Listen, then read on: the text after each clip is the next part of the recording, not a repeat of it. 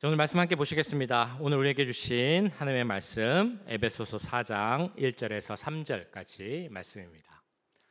신약 성경 313페이지에 있습니다. 에베소서 4장 1절에서 3절까지 말씀. 오늘은 총 석절이니까 우리 한 목소리로 함께 읽도록 하겠습니다. 우리 하나님의 말씀을 들을 때 살아계신 하나님의 음성을 들으시기 바랍니다. 그러므로 주 안에서 갇힌 내가 너희를 권하노니 너희가 부르심을 받은 일에 합당하게 행하여 모든 겸손과 온유로 하고 오래 참음으로 사랑 가운데서 서로 용납하고 평안에 매는 줄로 성령이 하나 되게 하신 것을 힘써 지키라. 아멘. 어떤 그 나이가 많이 드신 스승님, 거의 이제 인생의 마지막을 바라보는 한 스승이 스승과 제자들이 한 자리에 함께 모였습니다. 제자들이 이 스승님에게 마지막 교훈을 얻기 위해서 자리를 같이 한 것입니다. 한 젊은 제자가 스승에게 이렇게 물어봤습니다. 선생님, 스승님, 저희는 선생님 곁에만 있어도 참 행복함을 느꼈습니다. 때로는 우리 가운데 아픔이 있을 때가 있는데 선생님 곁에 있으면, 선생님과 이야기하면 그 아픔이 치유되는 것을 느꼈습니다. 우리 가운데 갈등이 생길 때도 있었는데 선생님 앞에 나와서 대화를 하면 그 갈등이 다 풀리는 것처럼 생각이 됐습니다. 혹시 거기에 특별한 비결이 있으십니까? 라고 물어봤습니다. 그때 그 스승이 이 제자의 손가락을 이렇게 딱 잡더니 자기의 입 안으로 딱 넣는 겁니다. 그래서 좀 이상하다면 이상한 행동이라고도 할 수 있는데, 그 스승이 너무 나이가 많이 들어서 이제 이가 다 빠지고 이가 거의 없는 그런 상태였습니다. 근데 그 입으로 그 제자의 손을 넣은 것입니다. 그리고 이제 제자한테 물어봤습니다. 얘야, 너가 지금 입속에서 만져진 게 무엇이니? 딱딱한 이빨이 만져졌니? 제자가 아닙니다. 이빨은 만져지지 않았습니다. 그러면 부드러운 잇몸은 만져졌니? 네, 부드러운 잇몸이 만져졌습니다. 그러면 그 말랑말랑한 혓바닥도 만져졌니? 네, 혓바닥도 만져졌습니다. 그러면 너가 지금 느낀 것처럼 그렇게 살아야 한다.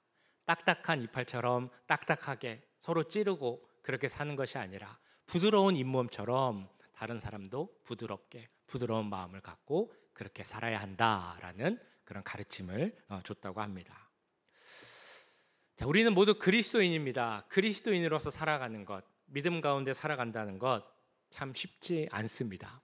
그래서 저는 가끔 그런 생각을 합니다. 우리가 이제 주님 앞에 나와서 기도를 하는 거예요. 하나님, 제가 믿음 가운데 정말 잘 살기를 원합니다. 그러면 하나님이 믿음을 확 주셔가지고 정말 누구 부럽지 않게 믿음으로 살면 얼마나 좋을까. 우리가 그렇게 믿음 가운데 살고 싶습니다 라고 기도하면 하나님이 그래, 내가 잘 인도해 줄게. 그래서 삶 속에서도 흔들리지 않고 믿음 있는 자로서 그렇게 살아갈 힘이 나에게 있으면 얼마나 좋을까라는 그런 생각을 많이 해봅니다. 잘 아시는 것처럼 우리의 삶은 그냥 믿음이 있다고 해서, 교회 나온다고 해서 저절로 믿음대로 사라져가는 그런 삶이 아닙니다. 오히려 더 힘든 삶이죠. 치열한 영적 전쟁이 있고 끊임없는 고민과 갈등이 있는 곳이 바로 우리 삶의 자리입니다. 그래서 이 삶을 살아가는 것이 참 힘듭니다. 어떻게 살아가야 하나? 내가 어떤 모습을 보여야 하나? 주님께서는 그런데 우리에게 너희는 믿음이 있는 자들이니, 내가 부른 자들이니 그 부르심에 합당한 삶을 살아야 한다라고 말씀합니다. 그러면 부르심에 합당한 삶은 어떤 것인가? 오늘 1절 말씀을 보시면 1절 말씀에서 이렇게 말씀하시죠. 그러므로 주 안에서 갇힌 내가 너희를 권하노니 너희가 부르심을 받은 일에 합당하게 행하여. 주 안에서 갇혔다라고 표현이 됩니다. 감옥 안에 갇혀 있는 바울이라고 제가 말씀을 드렸습니다. 이 감옥에 갇힌 바울이 저 멀리 있는 에베소 교회 성도들에게 내가 비록 갇혀 있지만 너희들에게 간절히 부탁하는 게 하나 있다라고 이야기를 합니다. 그것이 무엇인가 하면 너희가 부르심에 합당한 삶을 살라. 부르심을 받은 일에 합당하게 행하라라고 말씀을 합니다. 한마디로 하면 오늘 제목에 나온 것처럼 부르심에 합당한 삶을 살라라고 이야기하는 것입니다. 부르심에 합당한 삶, 하나님께서 우리를 부르셨는데 그 부르심에 합당한 삶이 무엇인가? 부르심에 합당한 삶은 어떤 의미이고 또 바울은 왜 에베소 교회 성도들에게 그리고 지금 우리들에게 부르심에 합당한 삶을 살라라고 말하고 있겠습니까? 에베소 교회, 지금 우리가 계속 에베소서를 보고 있는데요. 에베소 교회는 사도 바울이 3번에 걸친 전도 여행을 하면서 세운 교회가 많이 있습니다. 그 중에서도 사도 바울이 특별히 더 사랑한 교회였다고 볼 수 있습니다. 왜냐하면 그 많은 교회를 다니면서 잠깐 들리면서 목회를 했는데 그 중에서도 가장 오래 목회한 곳이 바로 이 에베소 교회이기 때문입니다. 시간적으로 따지면 총 3년을 목회한 곳이 이 에베소 교회입니다. 그러면서 에베소 교회에게 많은 권면과 가르침을 줍니다. 교회는 이렇게 해야 된다, 이런 모습을 가져야 한다라고 많이 이야기를 해줍니다. 그리고 그 이야기대로 권면대로 에베소 교회는 참된 교회가 되기 위해서 노력을 많이 합니다. 자, 그런데 이 에베소서가 써진 후에 한 20-30년 후에 또 다른 서신서에서 또 다른 성경에서 이 에베소 교회가 언급이 됩니다. 거기가 어디냐면 바로 요한계시록입니다. 요한계시록 2장 2장 그리고 3장을 보시면 이 사도 요한이 소아시아 지역, 그러니까 지금의 터키에 있는 7교회에 대해서 언급을 합니다. 그 7교회에 대해서 뭐 이런 것은 좋고 이런 것은 안 좋고 이렇게 이야기를 합니다. 거기를 보시면 에베소 교회도 참 좋은 점, 장점이 많이 있다라고 사도 바울이 언급을 합니다. 자, 그런데 사도 요한의 그 이야기 중에 에베소 교회가 장점이 참 많지만 문제점, 책망할 것이 하나 있다라고 말을 합니다. 이렇게 나오죠. 그러나 너를 책망할 것이 있나니 너의 처음 사랑을 버렸느니라. 에베소 교회의 문제가 무엇인가 하면 처음 사랑을 버렸다라는 것입니다. 처음 사랑이 무엇입니까? 우리가 예수님을 처음 만났을 때 예수님 주신 그 은혜, 감격으로 인하여서 내 마음이 막 뜨거워지는 그 감격, 그것이 처음 사랑의 의미입니다. 우리가 그리고 나서 기도하고 내 죄를 알면서 회개하고 그때 흘렸던 뜨거운 눈물들, 그 이후로도 계속 나오를 이유 모를 그 눈물들, 그게 처음 사랑의 의미입니다. 그리고 하나님 말씀을 듣고 은혜 받아서 이제는 내가 하나님의 자녀이니까 앞으로는 이렇게 살아야지 하고 결단했던 그 뜨거운 열정, 이런 것들이 바로 처음 사랑에 속하는 그런 내용일 것입니다. 자, 그런데 우리가 처음에는 이랬는데 시간이 지나면서 이런 뜨거운 마음들이 조금씩 식어져 갔다는 것입니다. 내가 하나님의 뜻대로 하나님의 그 주님이 가신 길을 가며 십자가의 그 길을 가고 예수님을 닮겠습니다 라고 결단했는데 그 결단도 사라져가는 것입니다.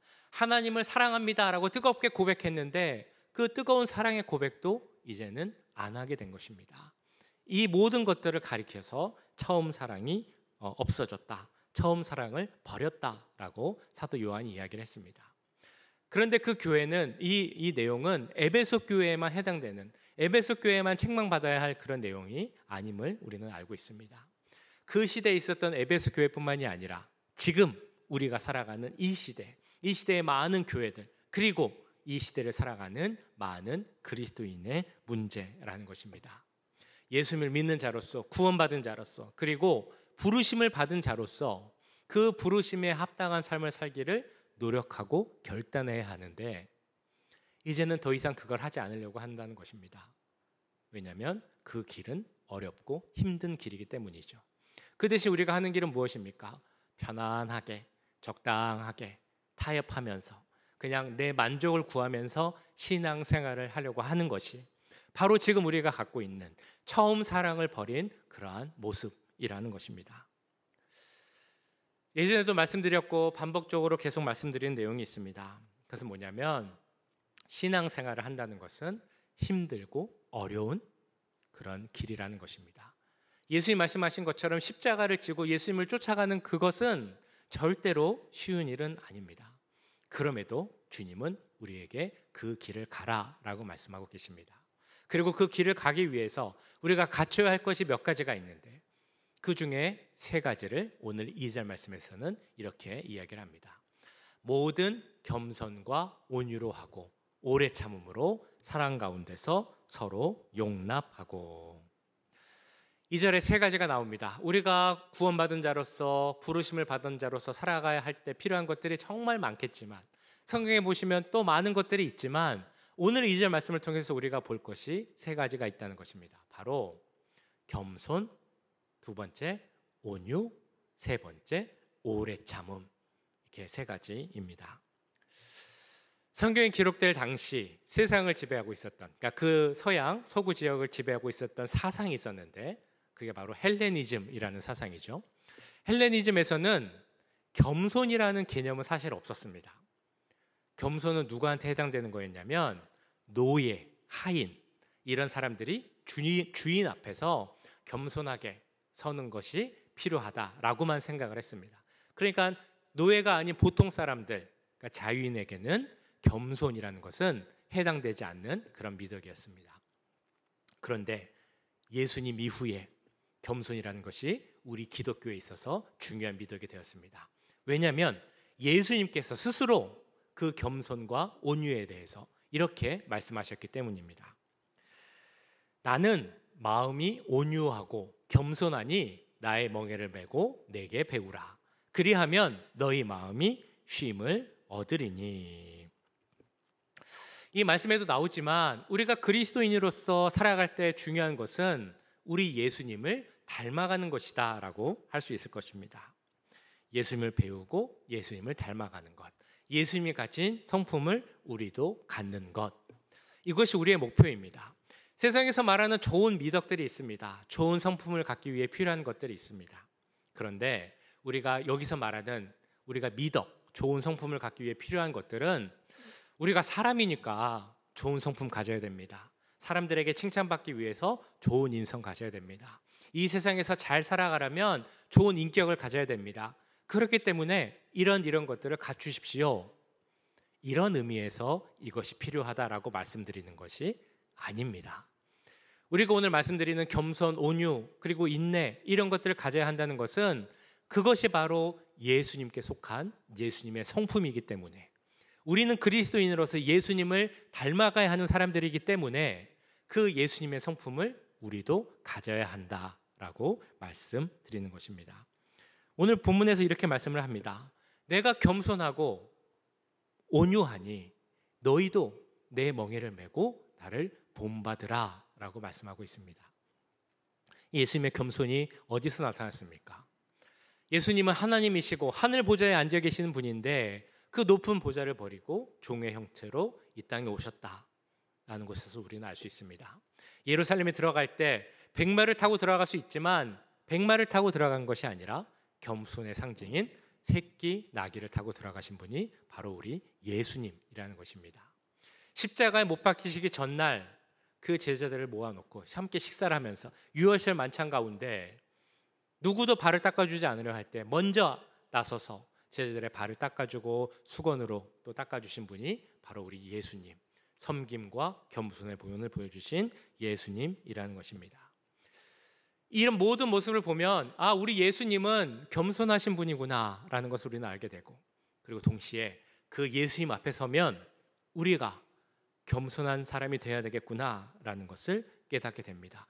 우리에게 주어지는 성품이 바로 겸손이라는 것입니다. 왜냐하면 주님 앞에 서면 우리가 어떤 사람인지를 깨닫게 되기 때문입니다.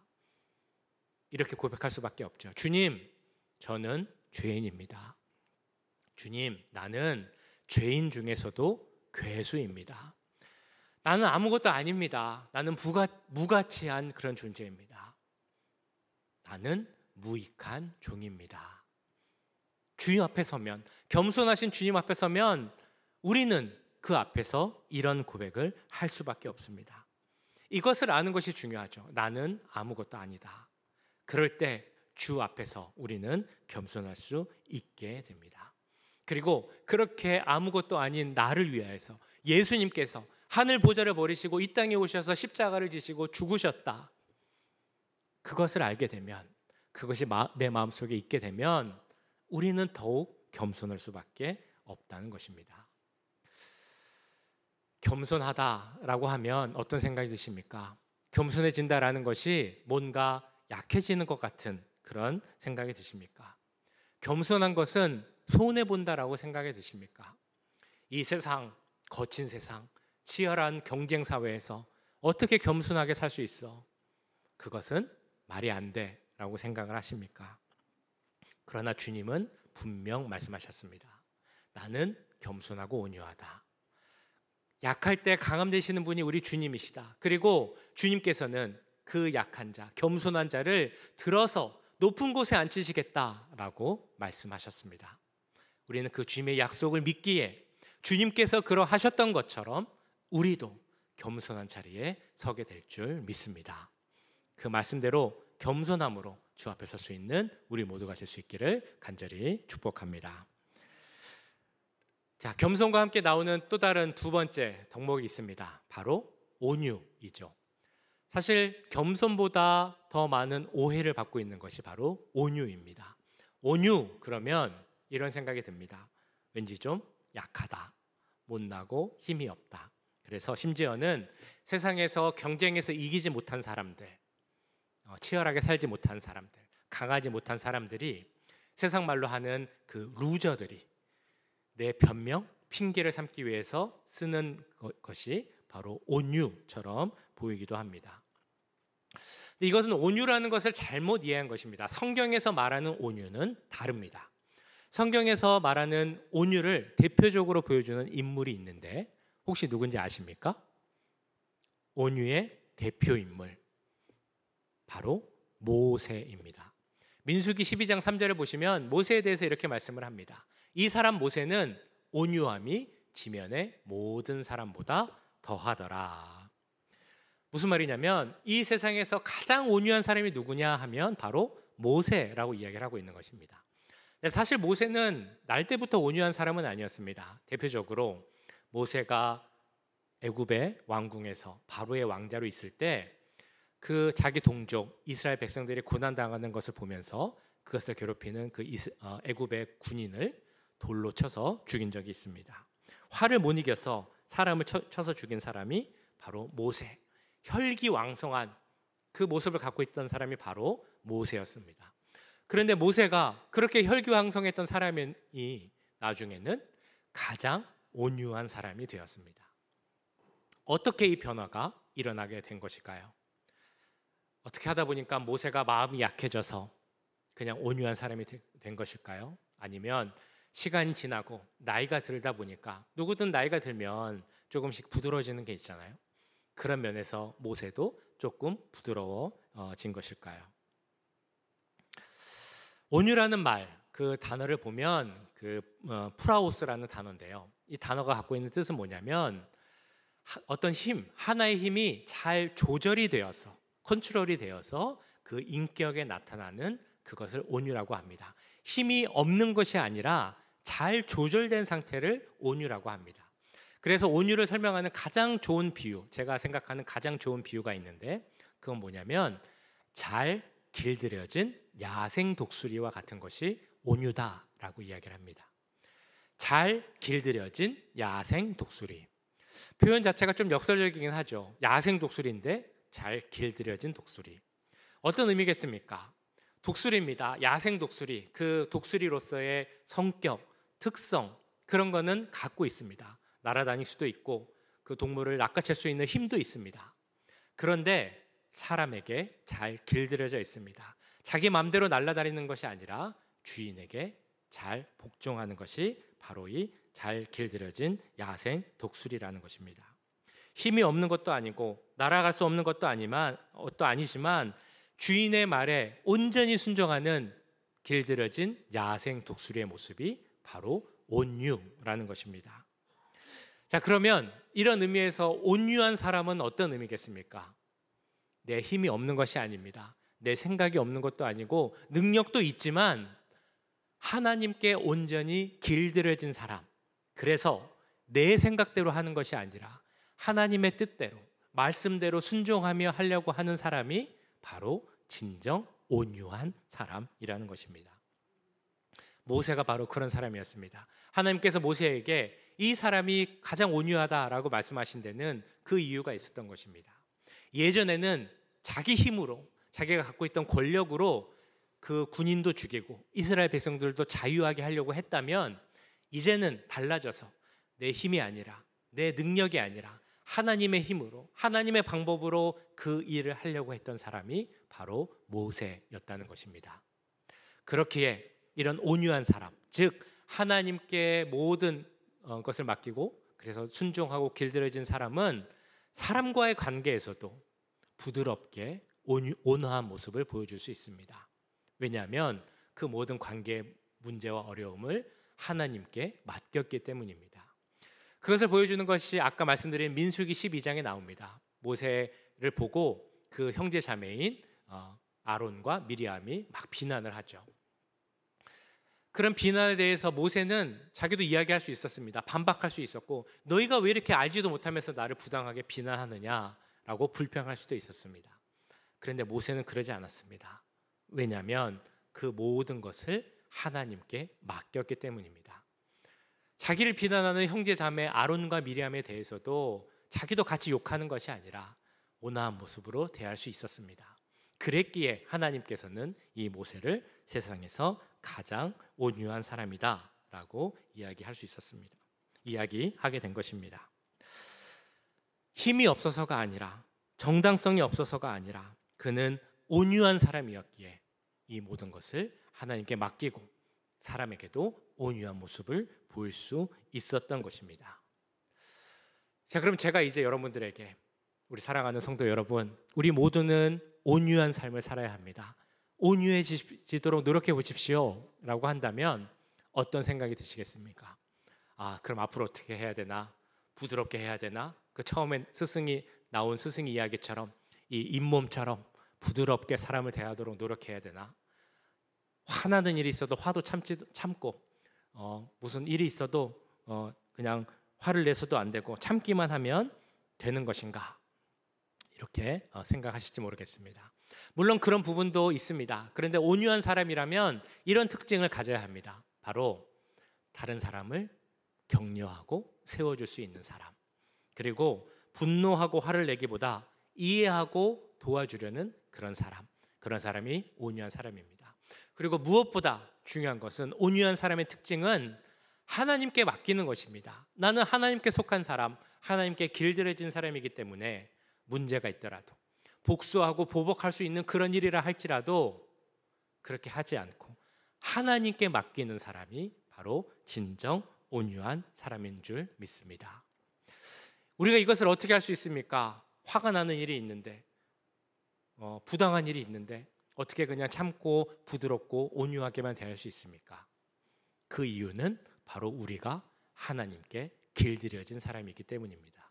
우리가 하나님께 속한 자고 하나님께 부르심 받은 자고 하나님의 택한 하나님의 사람이기 때문입니다. 그리고 하나님의 성품을 가진 그런 사람이기 때문입니다. 이 자리에 계신 모든 사랑하는 우리 임마누엘 교회 성도분께 그 가운데 우리 하나님의 성품, 특별히 온유의 마음이 이 자리에 계신 모든 분들에게 임할 수 있기를 간절히 축원합니다. 자, 마지막 세 번째 덕목이 있습니다. 바로 오래 참음, 다른 말로 하면 인내입니다. 오래 참음, 인내. 디모데 전서 6장을 보면 우리에게 필요한 또 여러 가지 덕목을 이야기합니다. 오직 너 하나님의 사람아, 이것들을 피하고 의와 경건과 믿음과 사랑과 인내와 온유를 따르며. 6가지 덕목이 나오는데 이 본문을 잘 보면 2가지씩 짝이 지어져 있음을 우리는 알게 됩니다. 의와 경건이 한 짝이고 믿음과 사랑이 또 하나의 짝이고 마지막으로 인내와 온유가 하나의 쌍이 됩니다. 이걸 보시면 지금 보신 온유와 또 새롭게 보실 인내가 서로 연결된 밀접한 관계가 있다는 것을 우리가 알게 됩니다. 이것이 밀접한 관계가 있는 이유, 바로 이 모두가 하나님의 성품이기 때문입니다. 로마서 2장을 보시면 하나님의 성품 중에서도 그 오래 참으심, 길이 참으심에 대해서 이렇게 말씀을 합니다. 혹 내가 하나님의 인자하심이 너를 인도하여 회개하게 하심과 알지 못하여 그의 인자하심과 용납하심과 길이 참으심이 풍성함을 멸시하느냐.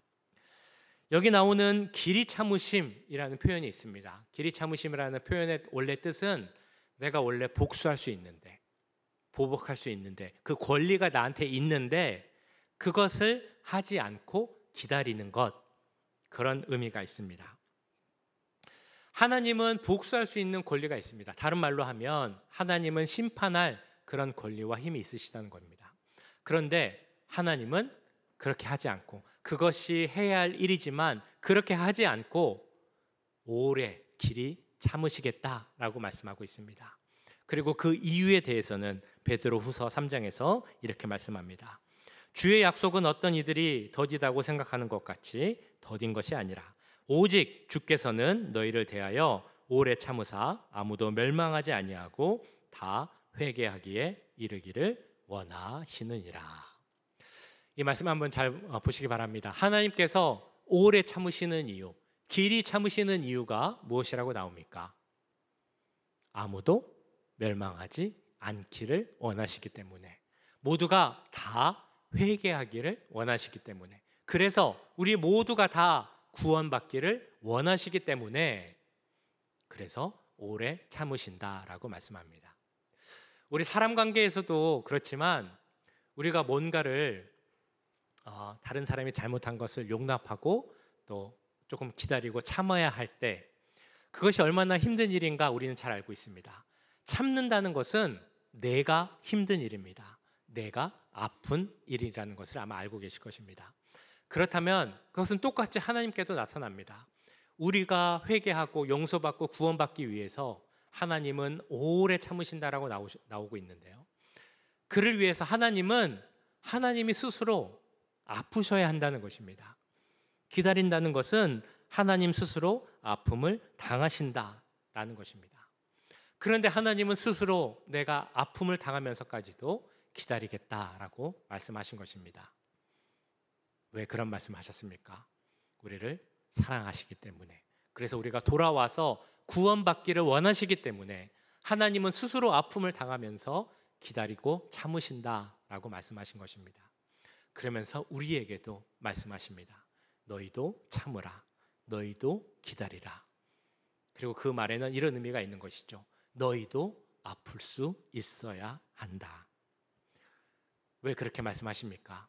하나님께서 오래 참으면서 아프셨기 때문입니다. 그 아픔 가운데 우리를 사랑하셨기 때문입니다. 그리고 그 사랑을 우리가 받은 자들이기 때문에 우리는 그것이 비록 아프고 힘들다 할지라도 참고 기다릴 수 있어야 한다는 것입니다. 오래 참을 수 있으시겠습니까? 앞으로 어떤 일이 있을 때 하나님처럼 인내할 수 있으시겠습니까? 인내는 세상 사람들도 많이 이야기합니다. 인내에 대해서 정말 유명한 말이 있죠. 세상 말 중에 참을 인자 세개면 살인도 면한다. 이 말은 아마 정말 많이 들어보셨을 겁니다. 세상도 인내를 이야기합니다. 인내하면 좋은 것이다. 내 성격, 인성에도 좋은 것이고 사람들과의 관계도 좋아질 것이다. 그래서 참고 인내하라 라고 말합니다. 물론 이것도 좋은 말입니다. 틀린 말은 아닐 것입니다. 그러나 계속 말씀드리는 것이 있습니다. 우리가 참아야 하는 이유, 세상에서 말하는 그 이유와 우리가 참아야 한다고 하는 그 이유는 다릅니다. 우리가 참아야 하는 것은 우리가 하나님께 사랑받은 자로서, 하나님께 부르심 받은 자로서 우리도 그 오래 참음을 경험하였고 그 사랑을 받은 자들이기 때문에 그 성품을 담기 위해서 우리도 인내할 수 있어야 한다는 것입니다. 옛날 같으면 정말 화나는 일이 있더라도, 옛날 같으면 정말 불같이 화를 내서 몇 번이고 성질이 나서 한바탕 크게 할 그런 일이라 할지라도 지금은 우리가 참고 그것을 받아주고 이해할 수 있는 이유는 우리가 하나님의 부르심을 받았고 하나님의 사랑을 받은 자들이기 때문입니다. 그 사랑이 우리 가운데 가득 넘쳐서 정말 하나님의 성품대로 인내하고 오래 참을 수 있는 그 은혜가 우리 가운데 임할 수 있기를 간절히 축복합니다. 참된 겸손, 참된 온유, 참된 인내, 우리가 이것을 갖고 살아야 하는 이유가 무엇이라고 말씀드렸습니까? 오늘 제목에도 나오죠. 우리가 부르심을 받은 자로서 합당한 삶을 살아야 하기 때문입니다. 또 다른 이유가 있습니다. 더 나아가면 우리가 그런 합당한 삶을 살아서, 즉 변화된 삶을 삶으로써 지금도 살아 역사하시는 예수 그리스도를 증거해야 하기 때문입니다. 우리 힘으로 온유할 수 있습니까? 겸손하고 인내할 수 있을까요? 그럴 수 없다라고 말씀드렸습니다. 우리 힘으로는 그것은 불가능합니다. 그것이 가능할 때는 오직 내 안에 계신 예수 그리스도, 내 안에 있는 십자가의 능력으로, 내가 받은 그 내 안에 새긴 사랑으로 내가 온전히 변화하여 새 사람이 될 때 우리가 참된 겸손, 참된 온유, 참된 인내를 이뤄가게 될 줄 믿습니다. 어제 제가 신앙의 성장에 대해서 잠깐 말씀드렸습니다. 신앙의 성장은 그냥 쭉 상승하는 것이 아니다. 마치 계단과 같아서 어떤 변화가 없는 것처럼 그냥 예전과 똑같은 모습으로 살아가는 것처럼 보일 때도 있지만, 우리가 이런 고민을 하고 내 안에 있는 사랑을 경험하기 위해서 힘쓰고 기도하고 힘달라고 또 하나님께 간구하고 그러면 내 안에 그런 은혜와 영적인 능력이 쌓여서 어느 순간 점프하는 것처럼 내 믿음이 성장하게 될 수 있다라고 말씀드렸습니다. 인내, 온유, 겸손도 마찬가지입니다. 내가 그것을 갖지 못하고 살아가는 것처럼 보일 수도 있지만 내가 정말 하나님 닮기 원합니다. 성품을 갖기 원합니다. 그렇게 기도할 때 내가 아닌 내 안에 계신 예수님의 능력으로 그것을 이루어가려고 할 때 하나님 주신 은혜로 말미암아 내가 어느 순간 그것을 이루어가게 될 줄 믿습니다. 우리 사랑하는 남가주 임마누엘교회 성도들 삶 가운데 참된 겸손, 참된 인내, 참된 온유가 그대로 드러날 수 있기를, 그래서 살아계신 예수 그리스도를 증거하는 우리 모두가 될 수 있기를 주님의 이름으로 간절히 축원합니다. 기도하겠습니다. 사랑의 주님, 오늘 말씀을 통하여서 부르심에 합당한 그 삶을 살라는 그 말씀을 주심을 감사드립니다. 하나님의 성품이 인내하고 온유하고 겸손하기에 예수님께서 나를 본받고 그대로 그 성품을 가지라고 말씀하셨기에 우리도 그 성품을 갖기 원합니다. 우리 가운데 참된 겸손이 임하게 하시고 참된 온유가 임하게 하시고 참된 인내가 임할 수 있도록 주님 도와주시옵소서. 그것이 내 힘으로 되는 것이 아님을 잘 알고 있습니다. 내 안에 계신 예수 그리스도의 능력으로, 내 안에 있는 보혈의 능력으로, 그 십자가 사랑으로 주여 그 모든 것을 이뤄나갈 수 있게 하시고, 그래서 내 삶이 부르심에 합당한 삶으로서 예수 그리스도를 증거하는 삶으로서 살아갈 수 있도록 주님 함께하여 주시옵소서. 모든 것 감사드리며 우리 구주 예수 그리스도의 이름으로 기도하옵나이다. 아멘.